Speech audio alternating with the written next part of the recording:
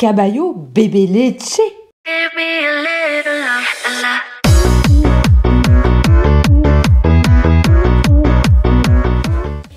Tu veux apprendre l'espagnol ou t'y remettre sans galérer? T'as déjà testé des applis, des listes de mots et au bout de 3 jours, plus rien?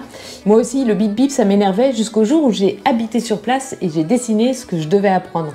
Dans cette vidéo, je vais te raconter ce que ça a changé pour moi et te montrer un outil que j'ai créé pour que tu puisses l'utiliser toi aussi. Il s'appelle Sofalda. C'est un vrai couteau suisse pour apprendre avec plaisir. Spoiler, méga cadeau à la fin. Avec ma famille, on est parti vivre en Espagne et je me suis retrouvée dans des situations toutes simples où je bloquais, je buguais, j'arrivais pas à m'exprimer en fait, de demander l'addition, payer par carte, acheter des œufs, dire bonjour à une voisine ou juste parler un petit peu quoi. Donc j'avais appris l'espagnol au collège mais j'avais rien retenu de vraiment utile. Avec ma prof, on avait convenu d'un pacte. Je lisais le texte en début de cours, puis elle ne m'interrogeait plus jamais. J'ai même souvenir de m'endormir tellement je m'ennuyais. Alors j'ai sorti mes carnets, comme toujours, et j'ai commencé à dessiner ce que je vivais. Des petites scènes, des bulles, des personnages, et c'est là que les mots sont restés. J'ai aussi pris des cours pour mieux comprendre la structure de la langue, sa culture, et avoir un cadre avec un groupe. Et puis j'ai inventé Sofalda, mon avatar en version espiègle et moqueuse et surtout pleine d'humour. Je l'ai créé pour se moquer de moi, pour rire de mes situations absurdes qui m'arrivaient. Et ça m'a aidé à retenir en m'amusant et en me remémorant les situations au moment du dessin. C'était du coup très concret. Et puis ça m'a permis aussi de montrer que moi aussi j'apprends et ça m'a permis aussi de décomplexer par rapport à la langue. Souvent en fait on n'ose pas trop parler, on n'ose pas trop faire des erreurs puisque en France on nous a pas vraiment appris à parler pendant les cours de langue ni à faire des erreurs et à s'entraîner. Parce qu'en fait c'est ce qui s'est passé quand j'étais dans des situations multiples ou en accompagnant Armand à l'école. Eh bien, il y avait d'autres parents, il y avait les enseignants. Et donc, à ce moment-là, on est obligé de commencer à parler. Et donc, systématiquement, vu que moi, j'étais en train d'apprendre l'espagnol, j'avais quand même pas mal d'hésitation. Et les personnes migraient tout de suite vers l'anglais. Et alors, intérieurement, au fond de moi, d'un seul coup, en fait, au niveau du cerveau, ça me faisait bugger parce que du coup, j'étais sur le chemin neuronal de l'anglais et vu que j'étais pas encore suffisamment à l'aise avec l'espagnol, et bien d'un seul coup, en fait, tout se mélangeait. Donc, j'arrivais à dire non, continue en espagnol et pour me remettre en fait à parler clairement la langue. Et à m'entraîner à comprendre. Et puis, en fait, les Espagnols sont hyper sympas, hyper gentils. Donc, quand vous faites l'effort d'essayer de comprendre et de faire répéter, en fait, parce que parfois, on a une impression qui vient au premier abord et puis on a besoin de réentendre pour un petit peu décortiquer les mots pour être sûr d'avoir bien compris.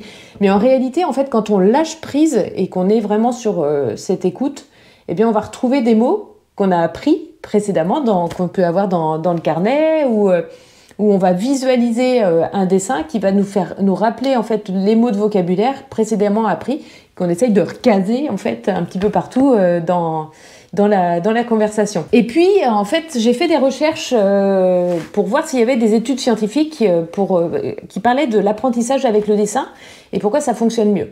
Donc c'est entre autres la théorie du double codage d'Alan Paivio.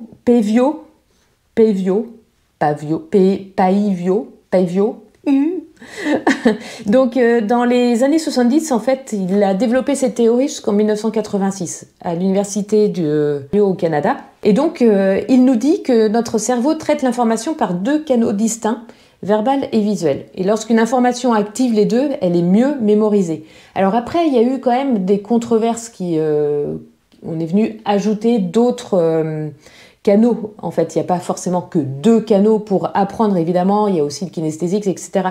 Mais cependant, je trouve que c'est quand même hyper intéressant de se rendre compte que les mots-clés associés à un visuel, c'est beaucoup plus puissant qu'un mot tout seul, un mot de vocabulaire par exemple. Le mot de vocabulaire, s'il est associé à une situation concrète ou bien à un visuel qui va avoir quelque chose, des couleurs vives, un attrait, peut-être qu'aussi, quand je vous parle de Sofalda, il y a une blague, il y a quelque chose, on peut se retrouver, parce que toutes les situations que j'expose, en fait, il y a plein de gens qui les ont vécues, et on se sent moins seul, et on se dit, ah, ok, ça va, c'est normal.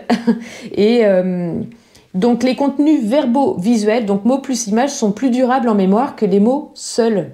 Et ils améliorent la compréhension et la rétention, parce que là, on a quand même l'intention de retenir. C'est exactement ce que l'on fait avec la carte mentale, ce qu'on va faire avec le sketchnoting, avec la pensée visuelle de manière générale, avec le dessin.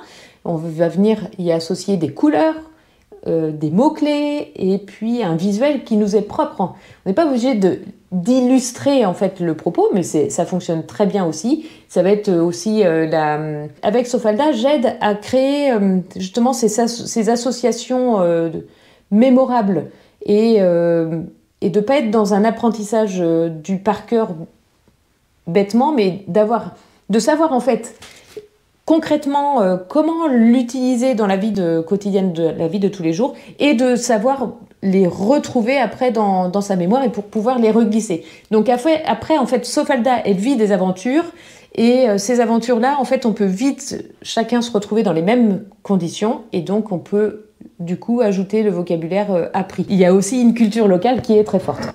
Il y a aussi une autre étude qui a été faite à Harvard. Donc les visuels avec pictogrammes, des titres clairs et des liens entre le texte et l'image.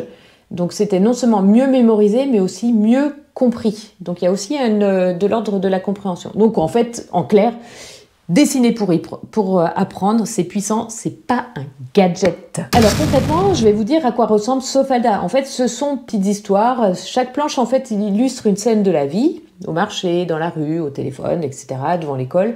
Et les mots donc sont dans les dialogues. Après, je refais une deuxième planche avec la traduction. Et puis plus on avance, et plus moins on a besoin de la traduction.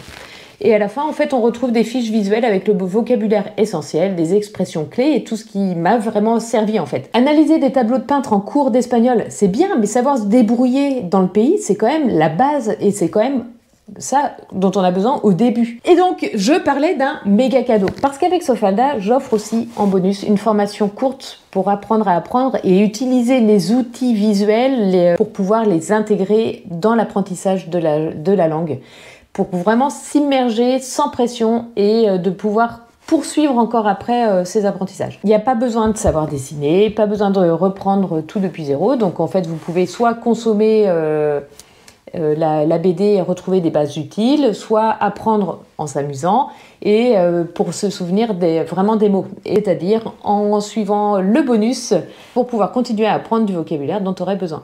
Donc en fait, ici, on apprend sans s'en rendre compte et vraiment avec plaisir. Parce qu'avec ces planches de BD plus visuelles, c'est fait pour apprendre le vocabulaire utile. Chaque semaine, en fait, une nouvelle planche t'attend. Pendant 3 mois, chaque semaine, il y a une planche qui se débloque.